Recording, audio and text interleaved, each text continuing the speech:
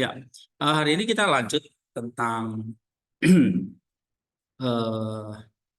keluaran kitab Keluaran lagi, ya. Tapi kita sekarang pindah ke Keluaran 24 ayat 12 sampai 18. Coba baca. Keluaran 24 ayat 12 sampai 18. Coba baca. Tuhan berfirman Iya. kepada Musa, Tuhan berfirman kepada Musa, naiklah menghadap aku ke atas gunung dan tinggallah di sana, maka aku akan memberikan kepadamu loh batu itu yang hidup dan firman yang telah kutuliskan untuk diajarkan kepada mereka. Lalu bangunlah Musa dengan Yosua abdinya, maka naiklah Musa ke atas gunung Allah itu. Tapi kepada para tua-tua itu ia berkata, tinggallah di sana menunggu kami sampai kami kembali lagi kepadamu. Bukankah Harun dan Hur ada bersama-sama dengan kamu? Siapa yang ada perkaranya datanglah kepada mereka. Maka Musa mendaki gunung dan awan itu menutupinya. Kemudian Tuhan diam di atas gunung Sinai dan awan itu menutupinya 6 hari lamanya. Pada hari ketujuh dipanggilnya Musa dari tengah awan itu.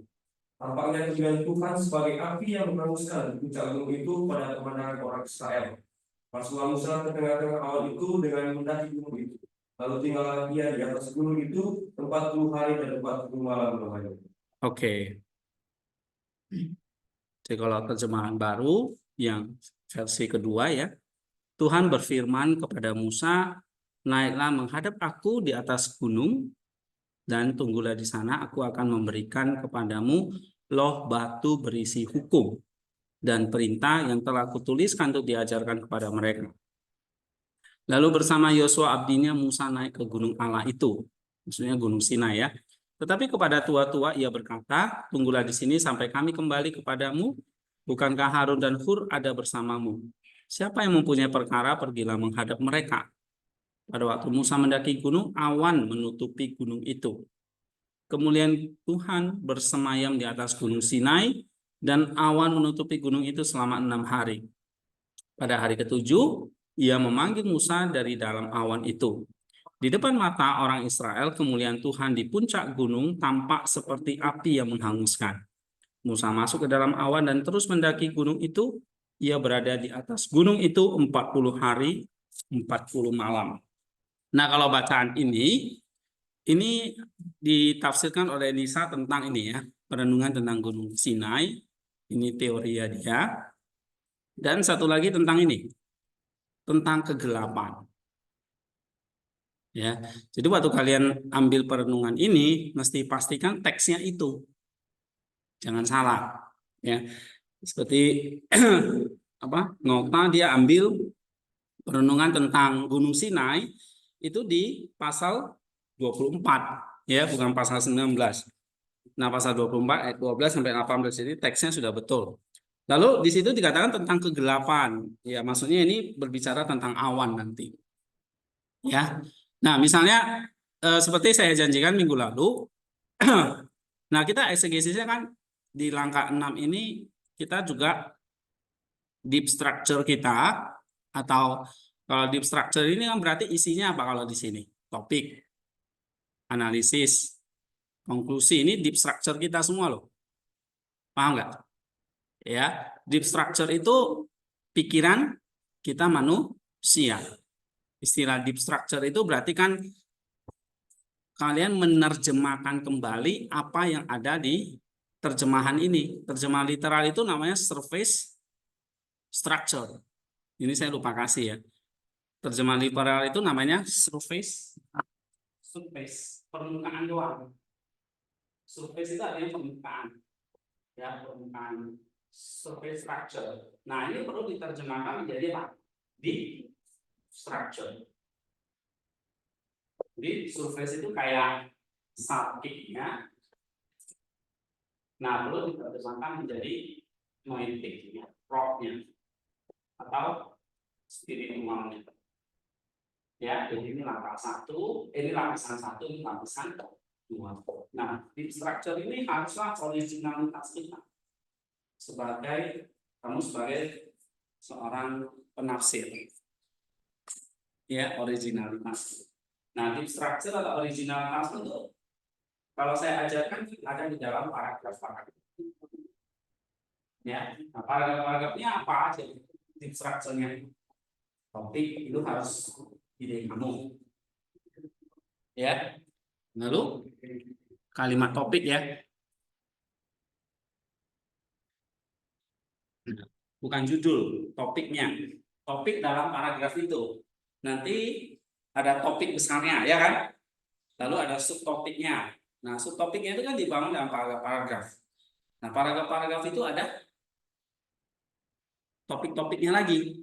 Oke? Nah, itu semua harus di structure kamu menerjemahkan yang ini. Ya. Lalu yang kedua apa? Kalimat analisis. Nah, analisis itu kan saya ajarkan kalian bukan hanya sekedar menganalisis saja, tapi sampai menemukan kalimat-kalimat implikasinya, novelty-nya, gitu ya. Lalu kalimat konklusi ini yang warna hijau. Ya. Nah, ini kalimat kamu sendiri. Oke? Tetapi kalimat warna biru ini kalimat apa ini? Evidence. Berarti itu kalimat apa? Kutipan itu maksudnya apa? Kalau di langkah ke-6 ini kalimat apa? Eklesialnya dan Christ Center-nya gitu. Paham? Nah, jadi waktu kalian bikin paragraf itu, saya mau kalian tuh nggak sekedar asal eksegesis saja, tapi betul-betul dipahami gitu, ya, dan ditulis dengan baik, dengan bahasa artikel. Jadi standarnya memang bahasa paper, bahasa artikel gitu. Ya nggak sekadar comot-comot ayat, comot-comot kutipan gitu loh. Nah, itu jangan lagi. Tapi kalian harus bisa dapat Christ Center-nya dan tulisan atau tafsiran dari Bapak Gereja, misalnya Gregorius Nisa. Ya, kenapa saya anjurkan kalian itu ambil topik ada di Nisa supaya ada referensinya. Kalau enggak kayak kamu nanti asal ngutip nggak tahu dari siapa itu. Ya. Nah, Bapak Gereja. Lalu Christ Center-nya ya ambil dari kitab suci. Nah, hari ini nanti kita coba lihat. Misalnya nih, Keluaran 24 ayat 12. Hubungannya dengan Christ Center apa? Lalu nanti bagaimana kita bikin deep structure-nya. Tapi Christ Center-nya diambil dari ayat lain. Oke? Ini satu contoh ya. Nah, nanti Keluaran 24 ini juga apa hubungannya nanti dengan Bapak Gereja? Misalnya Eklesia dengan Nisa. Nah, minggu-minggu lalu kan kita udah contohin. Gitu ya. Oke? Jadi kalau kalimat evidence di sini, kalimat evidence dari mana? Evidence yang warna biru ini kan? Berarti ini kalimat dari kutipan Nisa atau buku mana nih? Buku ini boleh ya? Nah, misalnya kalau Keluaran 24 ada hubungannya nih, nanti kamu kutip Beda, kutip Ambrosius atau Chrysostom. Cuma ini sedikit loh, cuma 4 kutipan. Kalau sedikit terbatas, kamu mesti cari referensi yang relevan. Ya, misalnya kalau Keluaran itu siapa ya? Tapi kalau dari Nisa sih sudah banyak sih sebetulnya. Ya, Nisa itu dua perenungan itu kamu bisa kutip.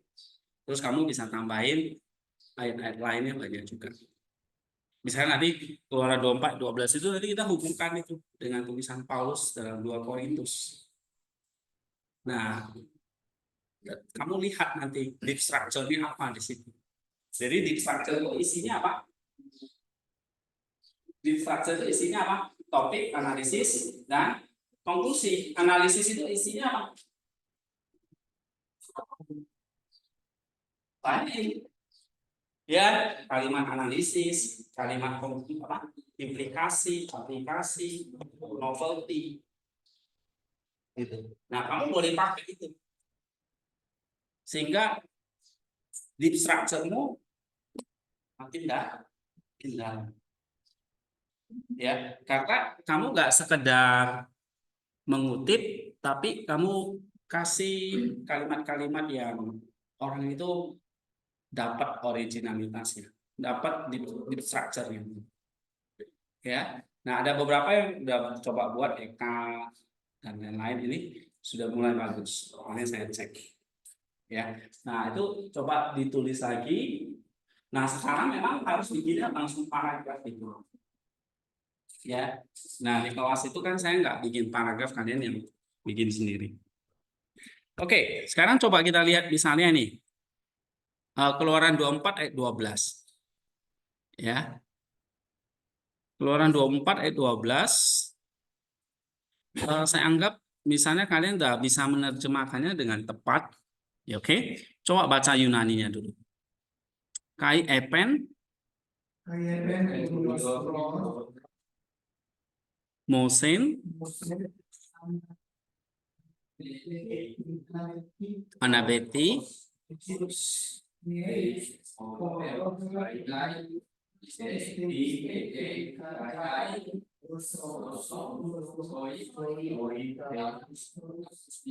ya litina ton nomon tas entolas as egrafa nomotesai ya au tois ya. Dan Tuhan berkata kepada Musa, anabeti, naiklah, prosme hetosoros, ya, naiklah menghadap aku, atau datanglah, naiklah kepada aku. Oke, estohoros, ke atas gunung. Kai isti eke, ya, isti itu artinya dan kamu, dan apa ya, di situ kamu ada di sana gitu ya. Kalau LAI terjemahkan, kalau yang kedua itu diterjemahkan tunggulah di sana gitu ya, atau tinggallah di sana. Oke.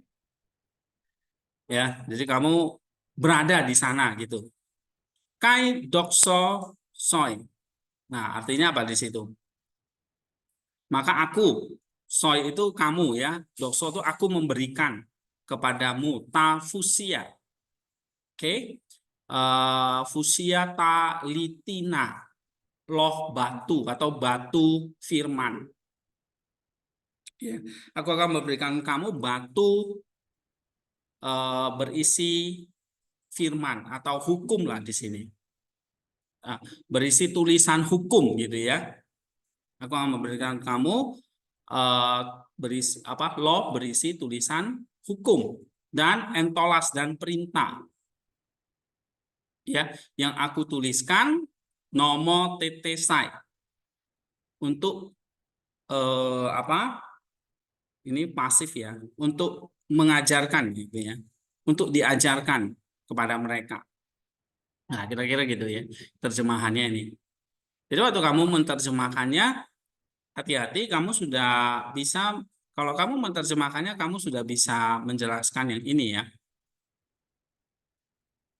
sintaktik strukturnya ya, atau sintaksnya ya. Misalnya kamu sudah bisa menerjemahkan apa itu di sini, aurisnya apa, ya anapeti di sini imperatif auris. Oke, ini semua auris ini. Ya. Nah, lalu kamu bisa menerjemahkan misalnya di sini ada auris lagi, egrafa indikatif auris. Nah, auris ini ya auris apa? Konstantif yang bersifat terjadi selesai terjadi di masa lampau, ya kan? Nah, misalnya gitu. Jadi kamu terjemahkannya sudah paham sintaksnya gitu. Begitu kamu sudah bisa menerjemahkan, beres gitu ya. Coba baca Ibraninya. Bisa? Vayomer, Yehova, El, Mose, Eleh, Ela, Aharat, ahara, terus tuh lupa kan? Veye, Veyezam, terus Veetenah, lekah, et, lemot, lehot ya. Terus haeben, vehatorah, hukum maksudnya itu ya, Torah. Terus vehamese rah, terus aser, kata beti, le, lehorotam, lehorotam. Iya, ada kolom fav itu ya kan. Nah, lehorotam itu artinya kamu ajarkan ya. Hifael. Hifael itu berarti kosatif ya kan. Kamu ajarkan kepada mereka. Merekanya itu tuh di situ ditunjukkan tam di belakang itu. Tam, ya kan? Ada suffix third person maskulin. Suffix itu berarti third person. Third personnya plural berarti mereka. Ya, dari kata yarah. Yarah itu artinya mengajar atau menembak atau mengajar. Nah, jadi kamu ajarkan kepada mereka. Ya. Nah, kalau Septuagintanya nomo tetesai. Ya. Nomo tetesai autos. Artinya kamu legislate ya. Artinya kamu beri apa ya? Instruction. Jadi bukan sekedar mengajarnya tapi mengajarkan hukum maksudnya. Melegislate hukum kepada mereka. Untuk atau narasinya yang aku tuliskan untuk instruction mereka, untuk instruksi mereka. Jadi kayak ini kayak yang di ospek dikumpulin terus diajarin gitu, dikasih tahu hukum-hukumnya ini. Itu maksudnya nomotesisa itu. Jadi bukan kayak ajar di kelas tapi kayak kalian di ospek ya, dikasih peraturan-peraturannya itu semua. Itu maksudnya ini. Oke. Nah, kalau ada terjemahan gitu misalnya kalian kalau mengelompokkannya ya, misalnya kalau di sini kalian bisa ambil contoh ini pertama tentang kalau di buku ini dia ambil apa? Topik tentang table of stone. Jadi waktu kalian udah terjemahkan kan perlu bikin kontennya kan? Poin satunya apa? Atau pengelompokannya kan? Nah, poin satunya di sini kalau buku ini mengatakan tentang table of stone, loh batu. Ya, loh batu. Kalau LAI tadi loh batu itu diterjemahkan di sini apa? Litina itu batu, tonomon, talitina tonomon, loh batu. Ya, loh batu yang berisi pusia. Apa itu? Loh batu yang berisi hukum dan perintah. Ya. Loh tusia talitina.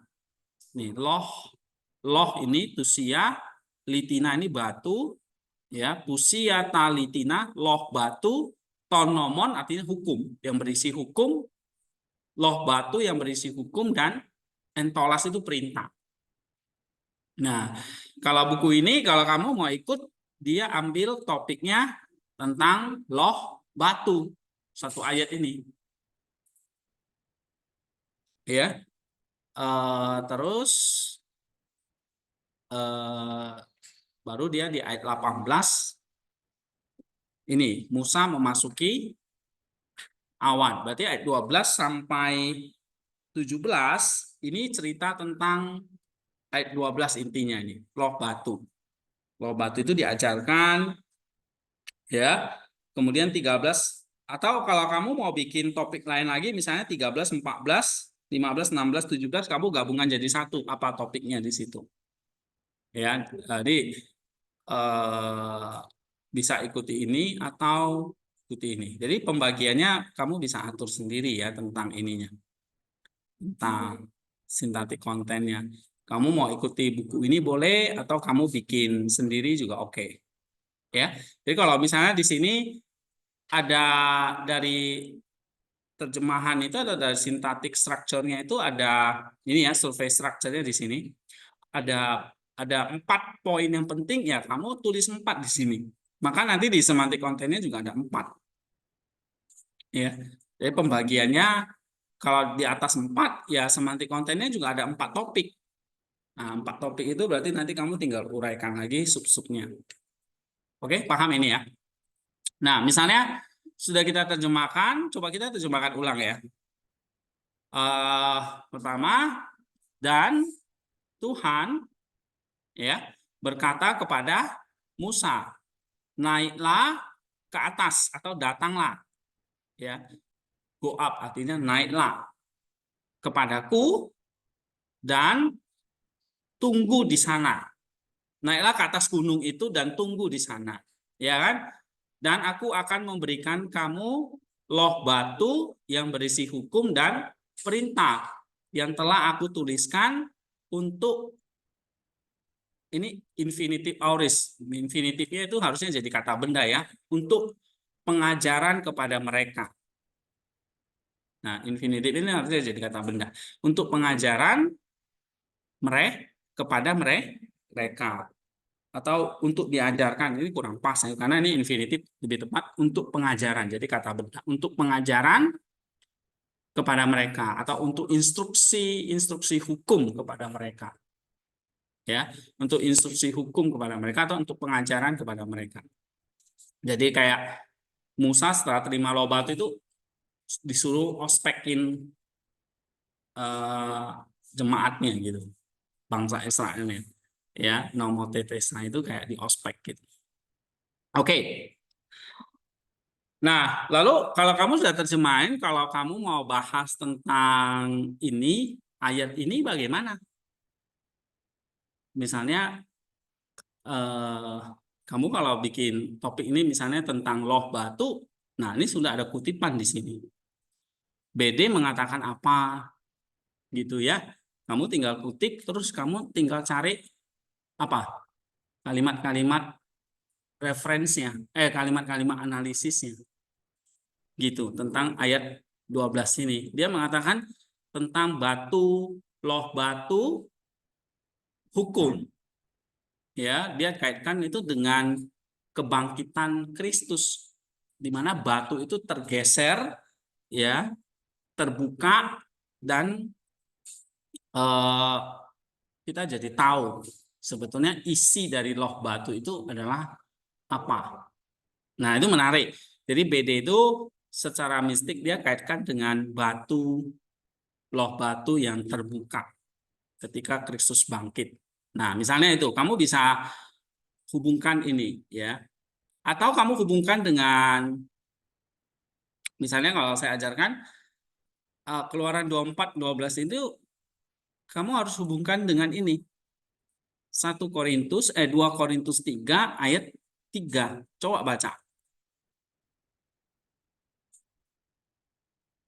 Jadi kalau kamu mau cari spiritual meaning itu, kaitkan dengan 2 Korintus 3 ayat 3. Coba baca. Karena telah ternyata bahwa kamu adalah surat Kristus yang ditulis oleh pelayanan kami, ditulis bukan dengan tinta tetapi dengan roh dari Allah yang hidup, bukan pada roh batu, melainkan, ya baca terus. Melainkan pada roh daging, yaitu di dalam hati manusia. Iya. Coba sekali lagi.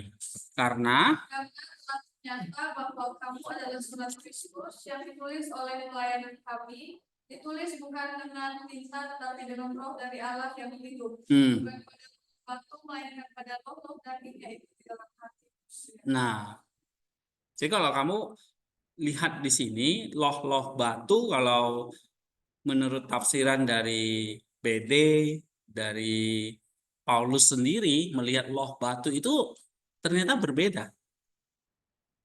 Dia pakai loh batu itu sama seperti yang dipakai ini, praksi litinais itu kan sama seperti yang dipakai di Septuaginta. Persis katanya. Coba ya, di sini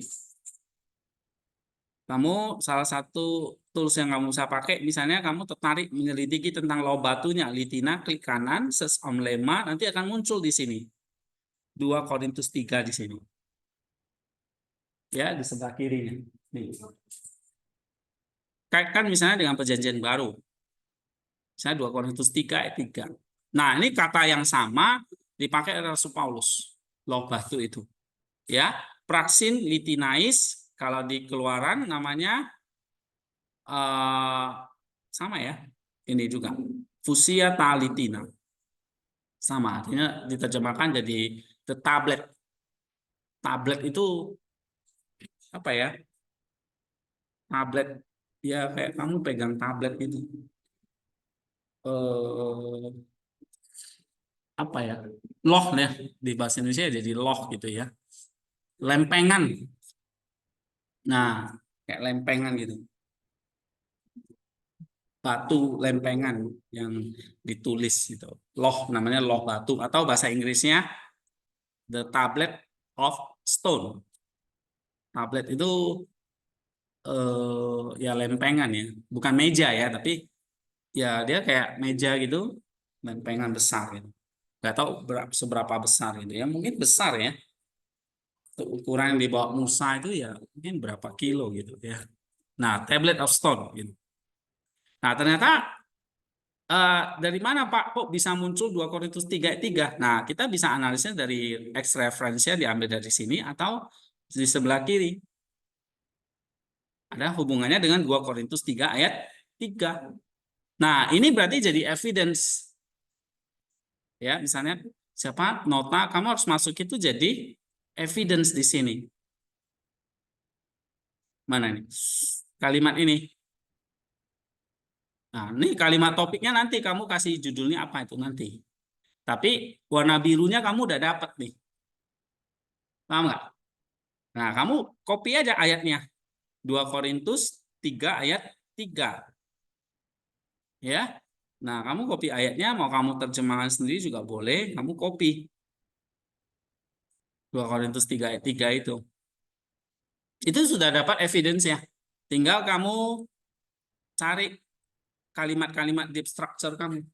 Topiknya, terus apa?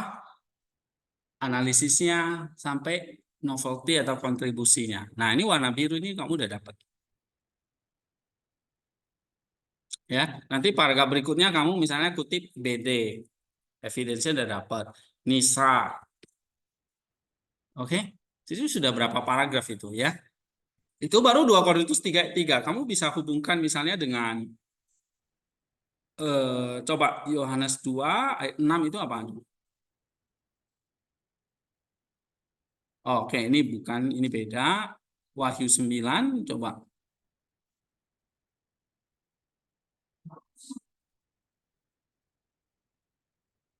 Oke, jadi yang related itu memang 2 Korintus 3 ayat 3.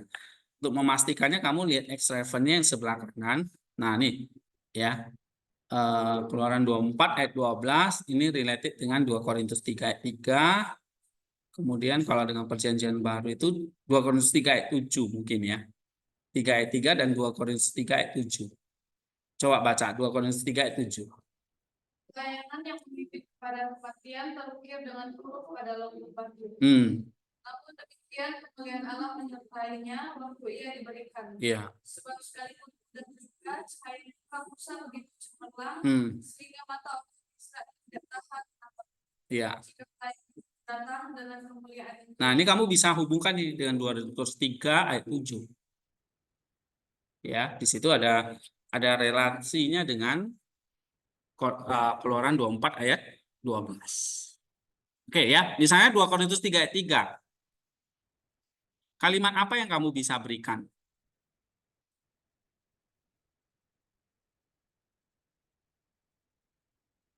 Nih, Ini kalimat hitamnya analisisnya apa dong? Kan kamu sudah dapat evidensinya di sini. Nah, apa yang kamu bisa tuliskan? 2 Korintus ini. Karena telah ternyata bahwa kamu adalah surat Kristus yang ditulis oleh pelayan kami, ditulis bukan dengan tinta tetapi dengan roh dari Allah yang hidup, bukan pada loh batu tapi pada loh-loh daging, yaitu di dalam hati manusia. Nah, apa hubungannya dengan Keluaran tadi? Nah, begitu kamu bisa menghubungkan 2 Korintus 3:3, kamu dapat spiritual meaning-nya dari ayat itu. Dari Keluaran tadi. Keluaran 24 ayat 12 itu. Ya, kira-kira apa hubungannya?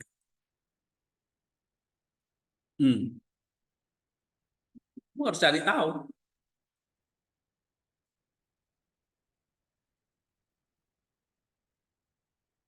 Ayo. Kalau ayat 12 itu kan Tuhan menulis hukum dan perintahnya di atas loh batu. Beneran batu. Ya. Nah, kalau ada perjanjian baru, bukan lagi loh batu, dikatakan loh daging. Yaitu hati manusia. Nah, di situ perbandingannya kan. Nah, coba kamu explore lagi.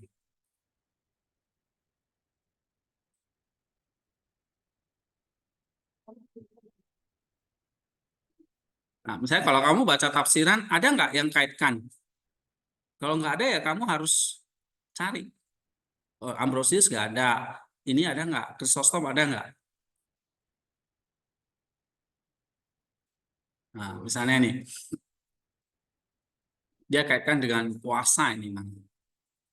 Ayat 18 ya. BD, dia kaitkan itu dengan apa? Ini mungkin ada hubungannya nih. Hukum ditulis di atas batu. Ini perjanjian lama. Ya. Nah, sekarang iman kita itu ditulis di atas batu yang sudah digulingkan, yang sudah terbuka, yaitu kebangkitan Kristus. Batu yang terguling gitu. Ada BD. Nah, dia kaitkan dengan kebangkitan Kristus. Nah, berarti kan BD mencari spiritual meaning-nya di situ. Ya. Batu yang dulu berisi perintah Allah, hukum Allah, sekarang batu itu terbuka dengan kebangkitan Kristus. Nah, ini artinya apa nih? Nah, kalau kamu kutip ini, kamu harus bisa menjelaskan gitu. Ya, nah BD mengkaitkannya dengan masalah spiritual. Nah, kembali misalnya ke ini. 2 Korintus 3:3 ini. Apa maksudnya ini? Dulu loh batu, sekarang loh daging. Ya. Pada yaitu pada hati manusia. Kira-kira apa yang kamu bisa dapatkan?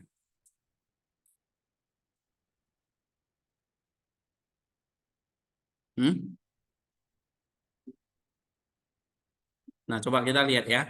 Jadi hubungannya kalau Keluaran 24, 2 Korintus 3:3 kaitkannya apa ini misalnya?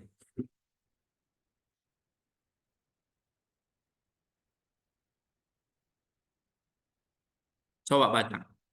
Manner. Ayat ini berbicara tentang hukum Allah dan bagaimana hukum itu ditulis atau dinyatakan. Iya, jadi sama-sama bicara tentang hukum Allah. Bagaimana hukum itu ditulis. Iya kan? Kalau Keluaran 24, baca lagi. Keluaran 24 ayat 12 menggambarkan pemberian hukum Allah kepada Musa di Gunung Sinai. Hukum ini dituliskan pada batu melambangkan keabadian dan otoritasnya.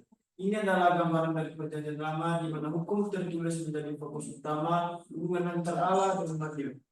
2 Korintus pasal 3 ayat 3 berbicara tentang perjanjian baru, di mana Roh Kudus menuliskan hukum Allah bukan pada roh batu melainkan di dalam hati orang percaya. Ini menunjukkan perubahan yang mendasar. Hukum tidak lagi hanya berupa aturan eksternal, tetapi menjadi bagian dari kehidupan batinia orang percaya melalui karya Roh Kudus. Nah, kamu lihat perbedaannya enggak? Satu, kalau yang lama Musa menulisnya di atas loh batu, the tablet of stone. Ini hukum tertulis. Nah, sekarang kalau dalam perjanjian baru apa? Bukan lagi pada loh batunya, tetapi di dalam hati. Ini ada apa? Perubahan yang mendasar, ya kan? Dari eksternal menjadi internal atau batin. Nah, ini namanya kalimat-kalimat analisis nih yang kamu harus bikin. Gitu. Jadi kaitannya apa? Antara kedua ayat ini adalah apa? Keduanya berbicara tentang hukum Oke, Allah. tentang hukum Allah nih. Lalu, Keduanya menunjukkan cara berbeda bagaimana hukum itu dinyatakan. ya, yang satu pada, Ada roh batu perjanjian lama, nah, dalam hati perjanjian baru. nah itu perbedaannya. Lalu, Ini menggambarkan perkembangan dalam hubungan antara Allah dan umatnya. Dalam hubungan yang berfokus pada hubungan eksternal menuju hubungan yang didasarkan pada transformasi batinnya oleh Roh Kudus. nah itu dia.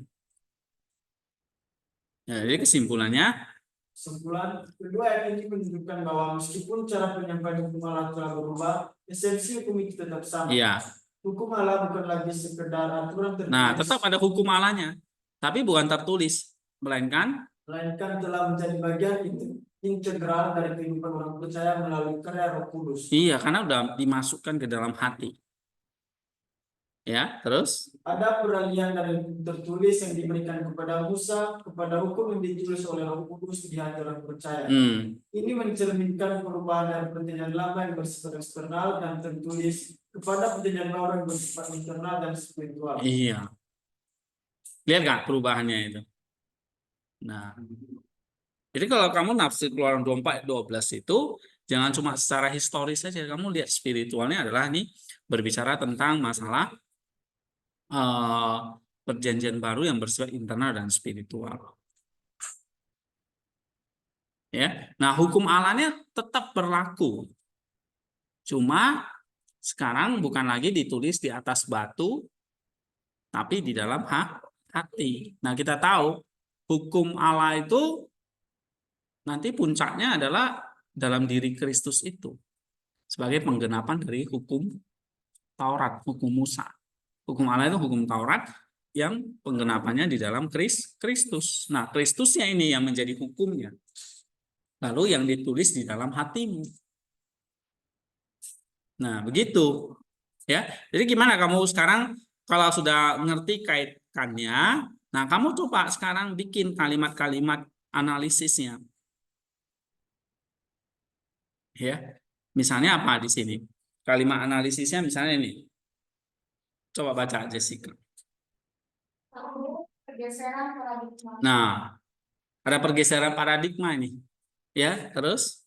Bandingan kedua ini kan ada pergeseran paradigma yang signifikan dalam cara Allah berinteraksi dengan umat. Yang pertama tekanannya pada yang bersifat eksternal dan menuntut ketaatan yang kaku. Sebaliknya, perjanjian baru menekankan ketaatan dalam hati melalui karya Roh Kudus, sehingga menghasilkan transformasi internal dan ketaatan yang mengalir dari kasih. Nah, itu dia.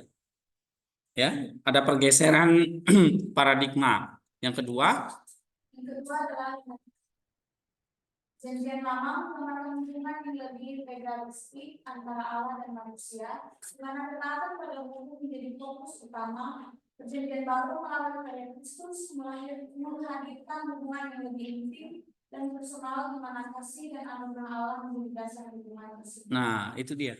Jadi ada satu dinamika hubungannya yang bersifat legalistik kepada personal.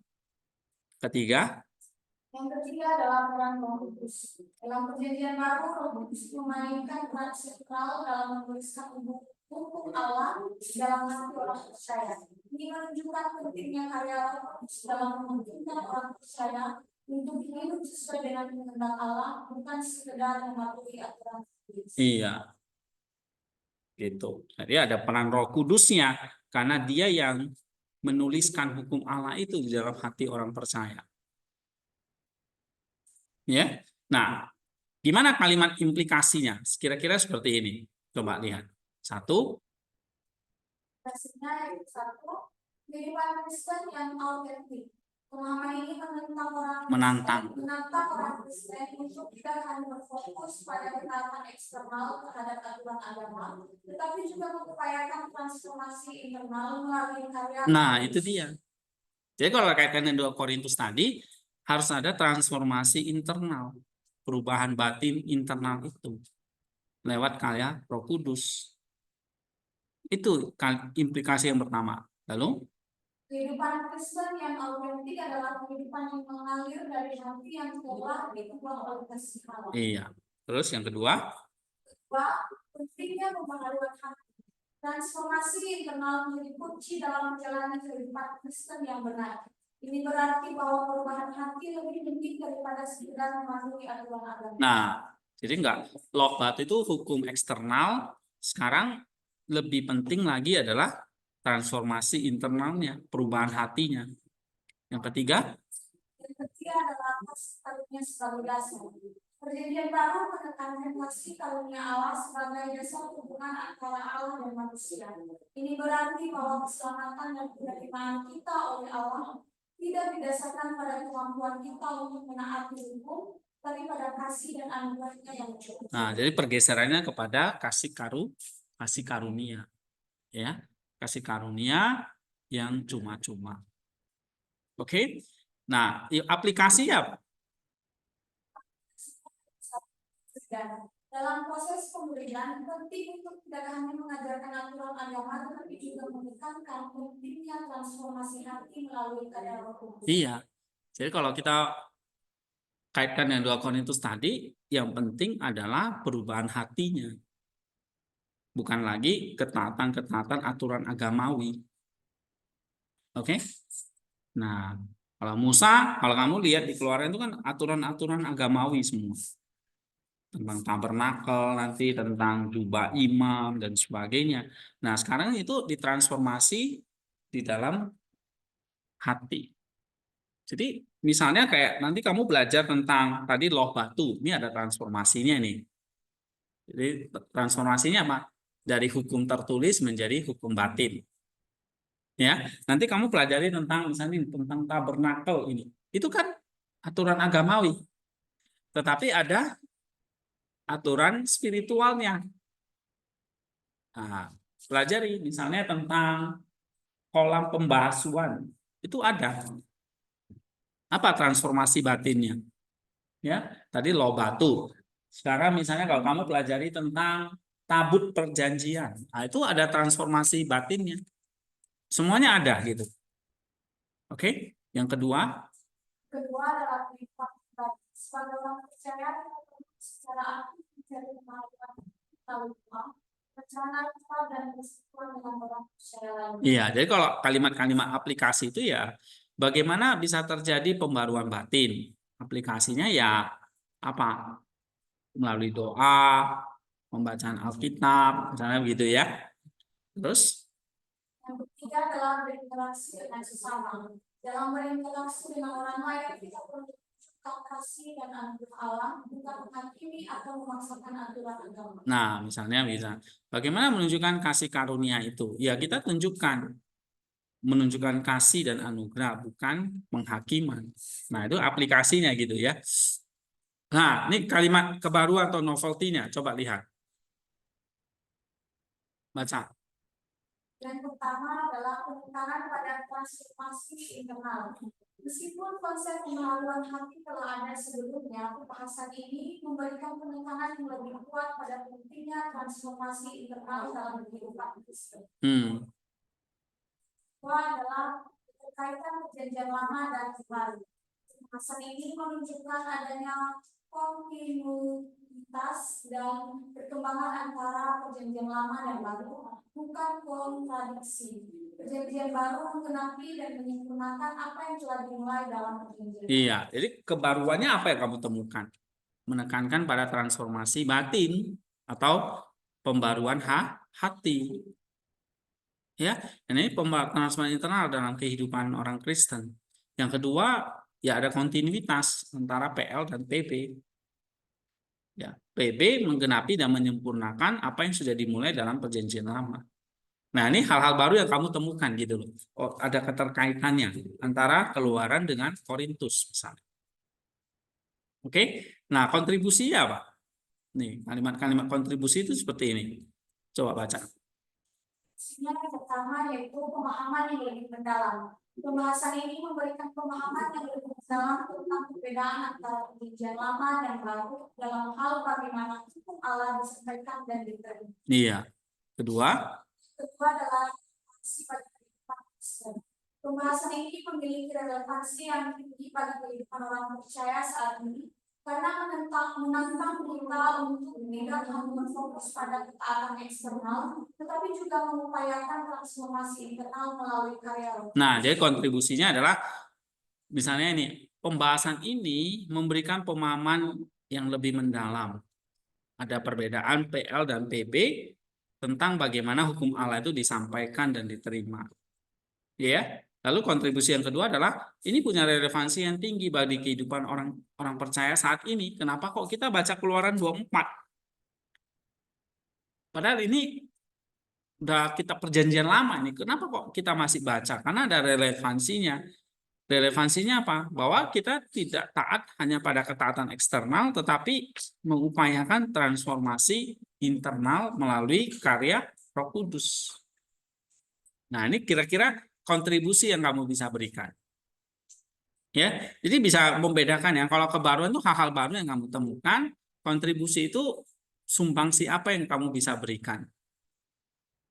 Ya, sumbangsinya apa? Misalnya nih, oh ini membahas tentang ini, memberikan sumbangsi tentang perbedaan tentang bagaimana hukum Allah itu disampaikan. Lalu yang kedua adalah menantang kita untuk tidak berfokus pada ketaatan eksternal tapi transformasi batin atau transformasi internal. Nah, itu kalimat-kalimat kontribusi. Ya, nah kalimat-kalimat ini kamu bisa ambil misalnya ya, kalau kamu mau bahas 2 Korintus 3 ayat 3 itu kamu bisa ambil kalimat analisisnya. Ya, misalnya kamu ambil ini. Oh, ayat ini menunjukkan, nah ini kan kalimat analisisnya ini. Ya. Nah, misalnya kamu tinggal ambil misalnya ini kopi, kamu taruh di sini.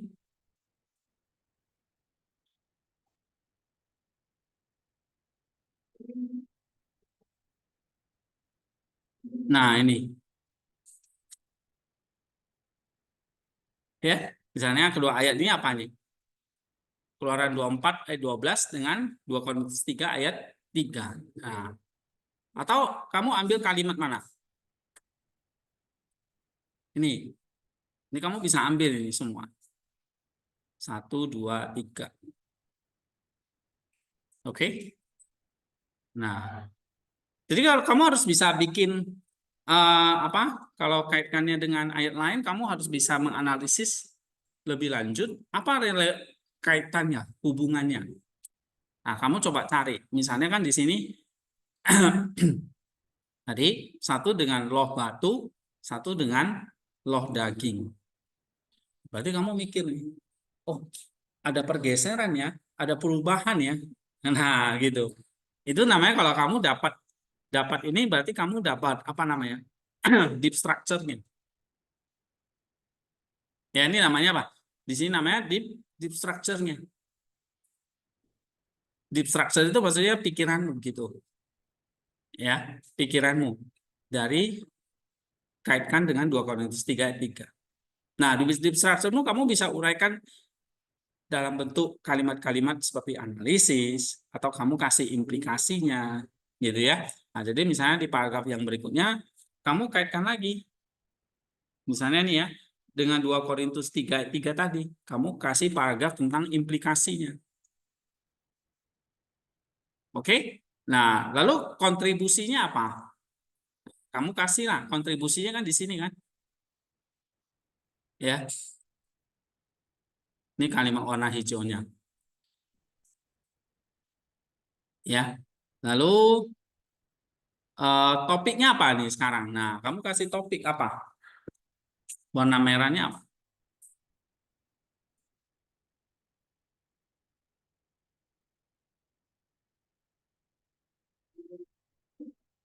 Topik itu berarti kan kalimat topik itu kalimat inti, ya kan? Kalimat inti dari paragraf itu. Kalimat topik itu ide utamanya atau poin yang ingin disampaikan. Nah, apa ide utamanya?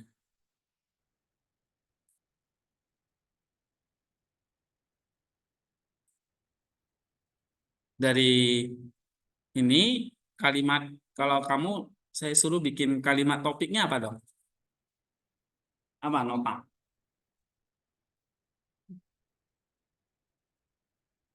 Kamu yang mikir, ini kan tugasmu ini. Nanti minggu depan siapa? Kamu apa? Tentang oke, ayat mana?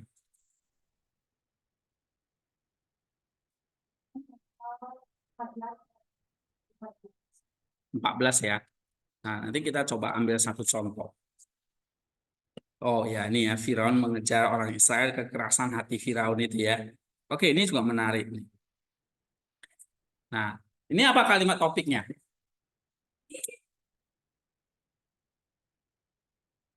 Ada? Jadi kalau kamu disuruh bikin ini kan dari pembahasan ini semua nih ya, kira-kira kalimat intinya apa dong yang kamu mau tulis di sini?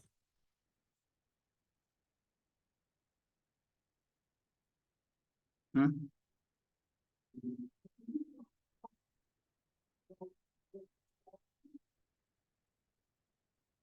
Apa? Yang jelas apa nih? Intinya tentang apa ini? Ah, hukum Allah yang bergeser dari loh batu ke, nah berarti ada apa ini? Dari hukum Allah yang bergeser dari loh batu ke hati atau dari eksternal ke internal, ya kan? Nah, kamu bisa tuliskan itu topiknya, ya. Nah, kamu bisa tuliskan sini terjadi pergeseran cara hukum Allah ditulis, yaitu dari eksternal ke internal. Nah, misalnya begitu. Nah, terus kamu kutip 2 Korintus ini. Ya, Keluaran berapa? 24 ayat 12. Ya.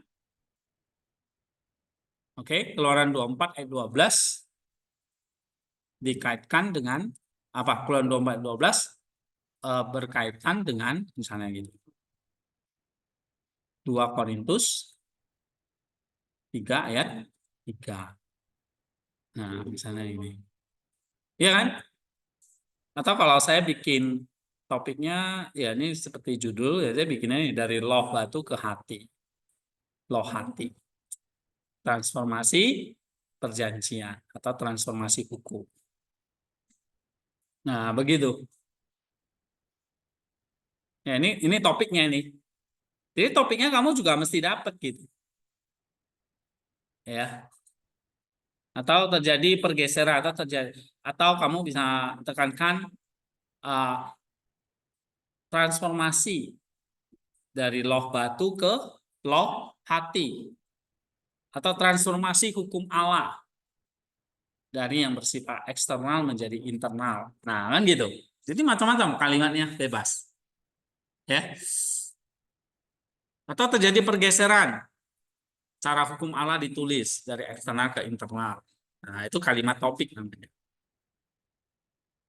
Oke, ada pertanyaan nggak? Nah, ini contoh misalnya kalau kamu mau kaitkan dengan 2 Korintus 3 ayat 3.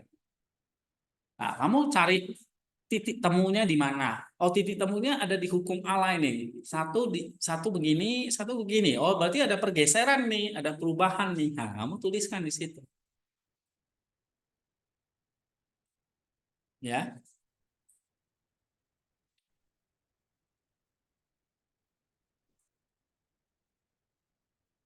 Oke, ada pertanyaan?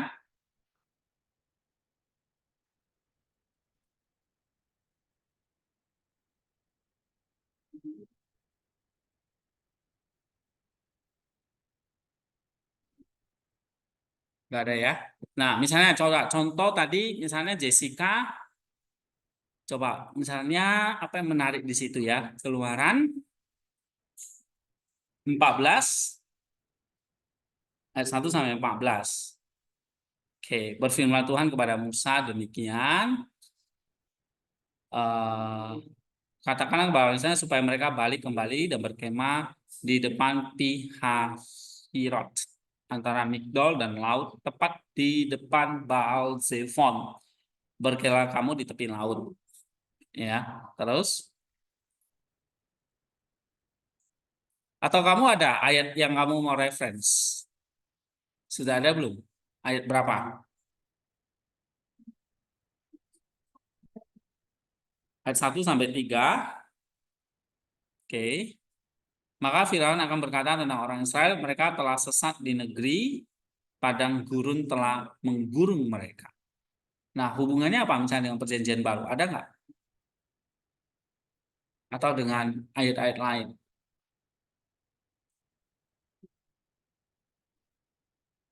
Karena nggak semua ada ya, gitu. Ada yang memang murni itu historis, ya. Tapi kamu bisa menangkap di balik historis itu sebetulnya.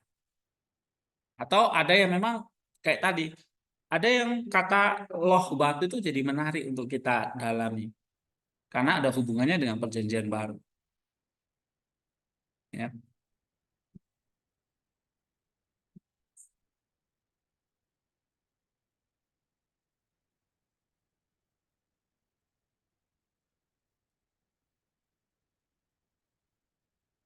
Mungkin ini ya, ayat 8 ini menarik.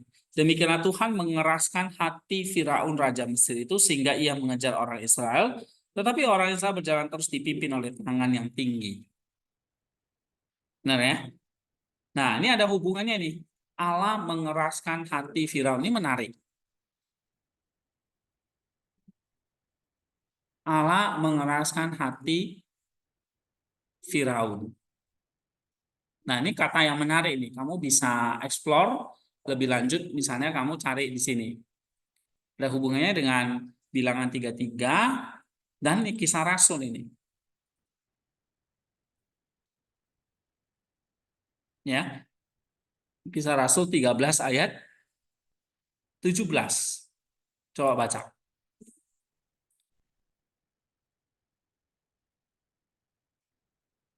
Allah.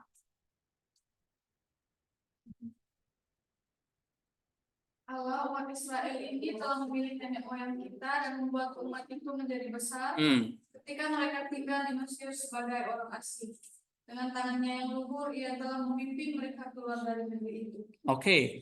Nah, apa hubungannya dengan Keluaran 13:17 ini dengan tadi Keluaran Kisah Rasul 13:17 dengan Keluaran 4:14 tadi?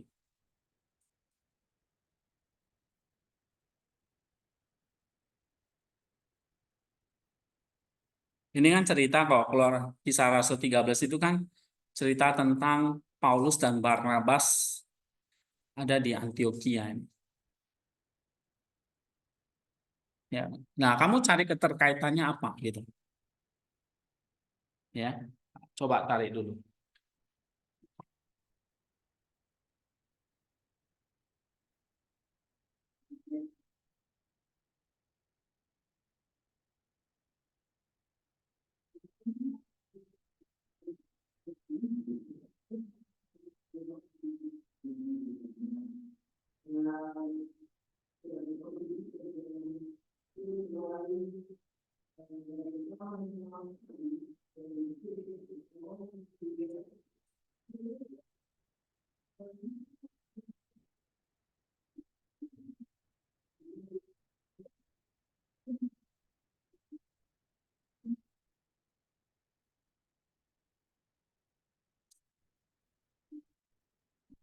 Kalau di sini apa?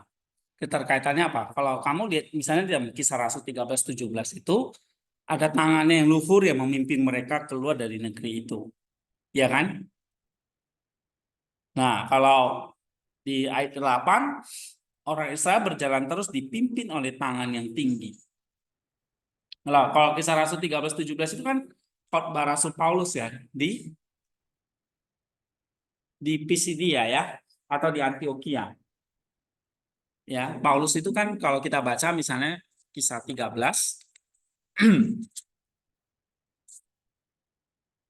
coba Kisah 13 mulai ayat 13 deh ya.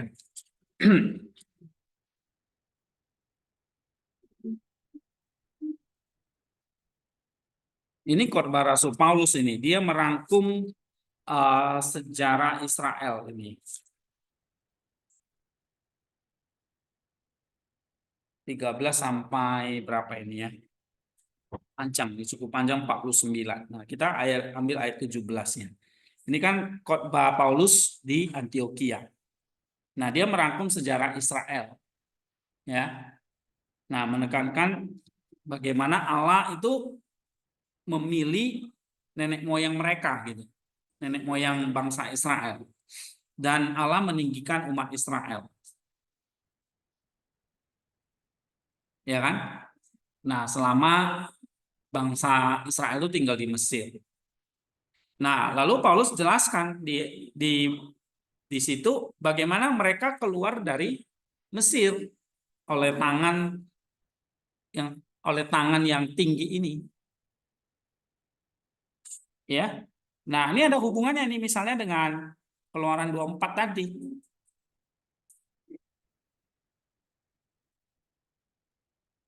Ya. Apa keterkaitannya misalnya? Jadi kalau kamu lihat kalimat analisisnya itu ada keterkaitannya nih. Satu, Allah di sini kalau di Keluaran berarti Allah itu membebaskan bangsa Israel dari perbudakan fisik. Benar ya? Perbudakan fisik nih di Mesir. Jadi ada pembebasan dari Allah atau membebaskan umatnya dari perbudakan fisik kalau di Keluaran. Tapi kalau di Kisah Rasul itu apa? Allah membebaskan umatnya dari apa? Khotbah Rasul Paulus ini. Dia cerita tentang pembebasan bangsa Israel ini, dia bukan cuma ngajar sejarah di sini. Dia mau kaitkan dengan apa? Mau kaitkan dengan apa? Pembebasan dari dosa sama orang-orang di Antioquia itu. Nah, dalam Kisah Rasul 13 itu. Ya, misalnya kamu baca 18, 19 ini semua ceritanya. Dia rangkum ini semua. Nah, kalau kita lihat di sini ayat 48, 49. Coba baca. Mendengar itu bergembiralah semua orang yang tidak mengenal Allah dan mereka memuliakan firman Tuhan. Dan semua orang yang ditentukan Allah untuk hidup yang kekal menjadi percaya. Lalu firman Tuhan disiarkan di seluruh daerah. Nah, jadi dari cerita bangsa Israel ini sebetulnya adalah lihat nih, Allah membebaskan bangsa Mesir, bangsa Israel. Sekarang Allah membebaskan bangsa-bangsa lain dari perbudakan dosa. Nah, itu keterkaitannya. Ya, yang kedua apa?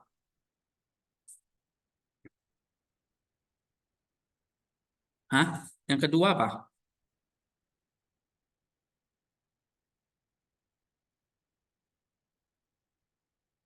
Ada lagi?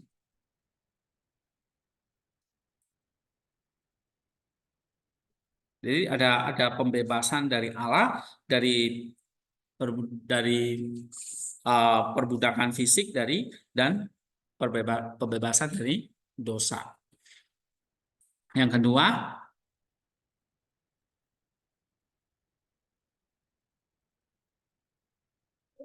kalau kita lihat di sini, Allah itu mengawal ya, sampai bangsa Israel itu benar-benar keluar dari Mesir. Gitu. Nah, berarti di sini Allah itu memang adalah Allah yang memimpin dan melindungi umatnya. Sama seperti nanti dia memimpin dan melindungi gerejanya. Gitu. Atau orang-orang percaya. Ya. Nah, seperti Paulus dan timnya, seperti gereja di Antioquia. Nah, itu dilindungi oleh Allah. Ya. Nah, kemudian Allah itu menepati janjinya. Jadi memang bangsa Israel itu sampai ke tanah Kanaan, tanah perjanjian, ya. Nah, ini menunjukkan Allah yang setia pada janjinya. Nah, jadi kamu cari keterkaitan-keterkaitan di situ. Ya, tapi yang paling jelas ini misalnya kalau dikaitkan dengan Kisah Rasul 13 ini ya khotbah Paulus ini intinya tentang pembebasan bangsa Israel ini adalah mau menjelaskan kepada orang-orang di sana bahwa Allah adalah sang pembebas dari dosa. Nah, itu sebabnya kenapa Paulus cerita tentang pembebasan bangsa Israel. Gitu. Hubungannya itu ke situ. Ya, jadi Paulus itu dia mengutip perjanjian lama, ya, misalnya dia ngutip Keluaran, dia ngutip mana itu. Nah, untuk menceritakan bagaimana Allah itu membebaskan bangsa Israel dulu. Nah, sekarang Allah akan membebaskan bangsa-bangsa lain. Oke? Nah, itu dia ya. Nah, Allah melindungi, Allah setia pada janjinya. Itu kamu bisa nambahkan. Oke. Nah, itu hal-hal yang kamu mesti dapat. Nah, berarti apa implikasinya? Implikasinya ya tadi, pertama Allah itu pelindung, pembebas, setia pada janjinya. Nah, apa aplikasinya? Aplikasinya ya kita percaya kepada Allah, kita percaya pada janjinya, kita taat, kita setia kepada Allah seperti Allah setia kepada kita. Itu aplikasi. Ya, apa novelty hal baru yang kamu temukan? Hal baru yang temukan ternyata memang Allah itu apa? Sang pembebas yang sejati. Dulu kepada bangsa Israel, sekarang kepada bangsa lain seperti yang dilakukan oleh Paulus ini. Makanya kenapa Paulus memberitakan Injil? Karena dia percaya perjanjian lama bahwa Allah sekarang saatnya membebaskan bangsa-bangsa dari perbudakan dosa melalui Kristus yang bangkit itu. Nah, maka kenapa kok dia ceritakan cerita perjanjian lama? Karena ada keterkaitannya dengan Injil itu. Iya kan? Nah, itulah sebabnya kenapa kok kita masih belajar perjanjian lama untuk melihat bagaimana perjanjian baru itu digenapi. Melihat bagaimana perjanjian lama itu digenapi di dalam perjanjian baru. Nah, itu. Ya, jadi Alkitab ini kalau kamu explore kaya sekali gitu. Ini satu contoh ya, misalnya tadi Keluaran berapa itu? 14 ya kan? Keluaran 14 ayat 8.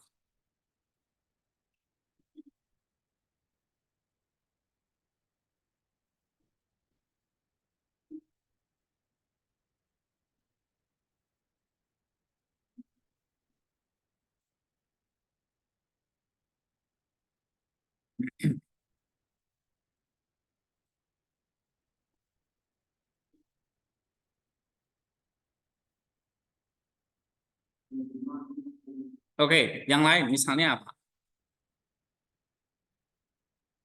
Coba, ini manner apa? Tentang apa? Oke, Keluaran pasal 2 ayat 1 sampai 10. Oh iya, ini tentang Musa dilahirkan dan diselamatkan ya. Nah, kamu coba lihat sebelah kanannya, ada hubungannya nggak dengan misalnya dengan perjanjian lama, perjanjian baru. Misalnya Kisah Rasul 7 ayat 20 nih. Ya. Keluaran 2 ayat 2 coba baca. Lalu perempuan itu mengandung dan melahirkan seorang bayi laki-laki, ya kan? Ketika ia melihat betapa eloknya bayi itu, disembunyikannya 3 bulan lamanya. Nah, Kisah Rasul 7 ayat 20.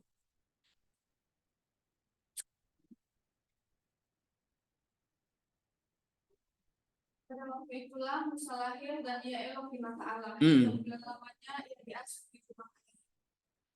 Oke. Nah, apa hubungannya misalnya dengan cerita Kisah 7 ini? Ini kan kalau Kisah 7 itu eh tentang apa ini ya? Stefanus ya.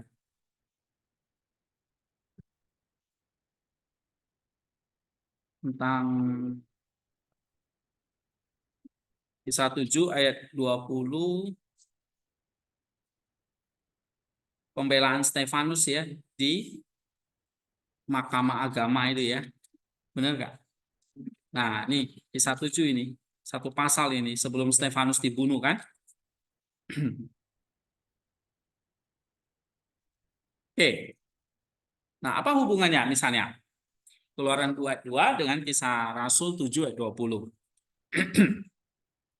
Kisah Rasul 7 ayat 20 dikatakan, pada waktu itulah Musa lahir dan ia elok di mata Allah, 3 bulan lamanya dia diasuh di rumah ayahnya. Nah, itu diambil, dikutip oleh Stefanus ketika membela dirinya. Nah, lalu keterkaitannya apa?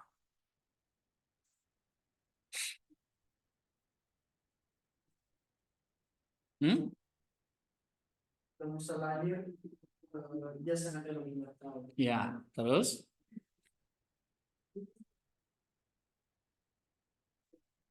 apa hubungannya dengan Stefanus ini, pembelaan Stefanus? Nah, itu dia.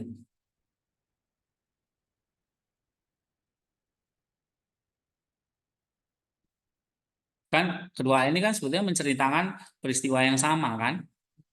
Yaitu Musa lahir, ya dia adalah anak yang istimewa, oke? Dia dilindungi oleh Allah sejak kecil, sejak dia lahir,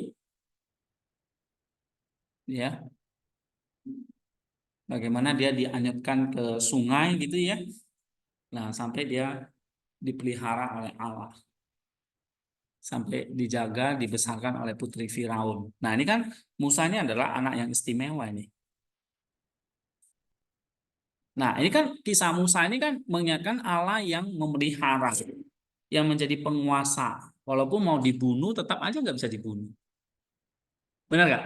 Karena ada Allah yang melindungi. Nah, Stefanus ngutip ini maksudnya apa? Musa sudah punya rencana, ya Allah itu sudah punya rencana nih untuk si Musa. Anak ini nggak boleh dibunuh nih. Nah, Stefanus membela dirinya dengan cerita tentang Musa. Nah, apa hubungannya? Stefanus mau mengatakan bahwa dirinya dilindungi oleh Allah seperti Musa dan Allah punya rencana yang besar untuk saya. Dia merupakan mati martir pertama, orang Kristen pertama yang mati martir. Ya kan? Nah, itu keterkaitannya. Jadi Allah punya great plan untuk Stefanus. Ya. Berarti kalimat implikasinya apa? Allah sang penguasa, pelindung, ya, saya terhadap orang-orang percaya seperti Stefanus ini. Dan Allah tuh punya rencana yang besar untuk setiap orang percaya. Ya, walaupun di sini Stefanus sudah ditangkap dan akan dibunuh. Ya. Nah, misalnya kira-kira itu keterkaitannya. Oke?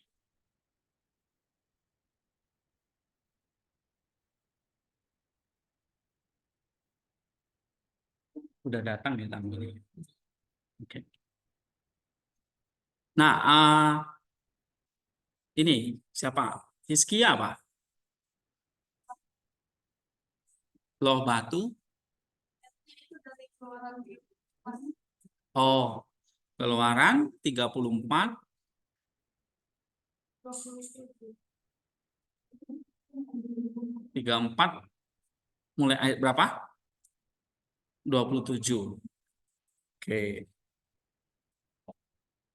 Keluaran 34 tentang dua loh batu yang baru, ya. Ayat 27 sampai misalnya 27 nih, ada hubungannya nggak dengan perjanjian baru? Misalnya ayat 28, Musa berada di sana bersama Tuhan 40 hari 40 malam lamanya, ia tidak makan roti maupun minum air. Ia menulis pada loh-loh itu kata-kata perjanjian ke-10 firman. Nah, ini misalnya ada hubungannya misalnya dengan Matius 4 ayat 2. Misalnya kamu kaitkan di sini kan ada. Nih. Yesus berpuasa 40 hari 40 malam. Nah, coba kamu kaitkan dengan puasa Musa dengan puasanya Kristus. Apa keterkaitannya?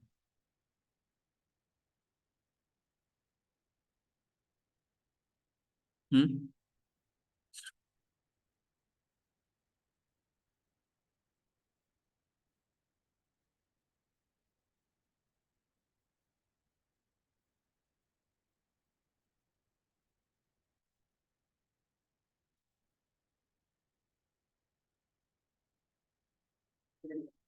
Coba baca Matius 4 ayat 2.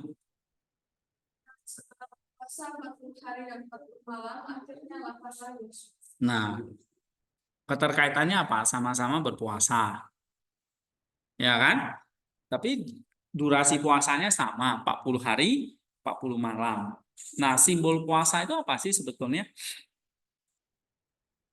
Puasa itu sebetulnya satu simbol persiapan sebelum menerima hukum, sebelum menjalankan satu misi gitu. Ya kan? Seperti Yesus sebelum menjalankan misinya dia puasa dulu.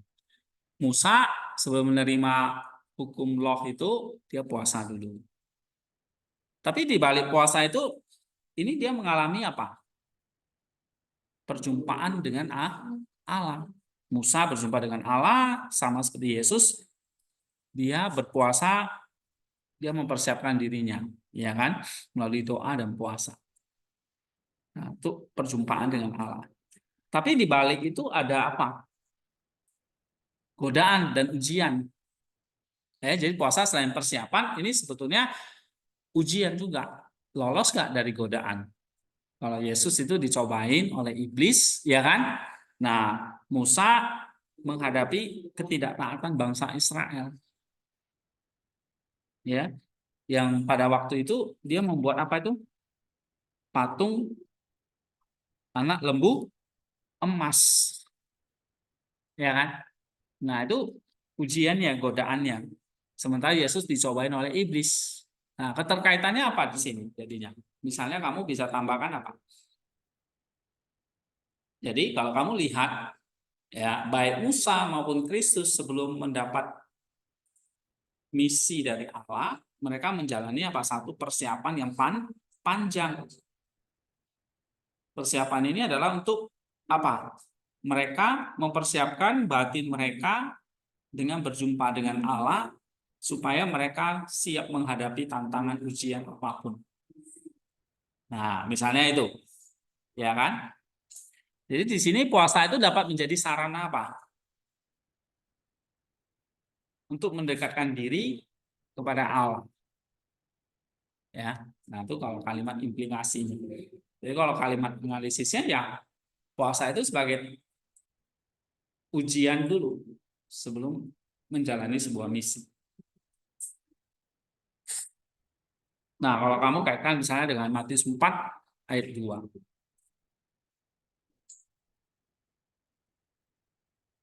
Ya.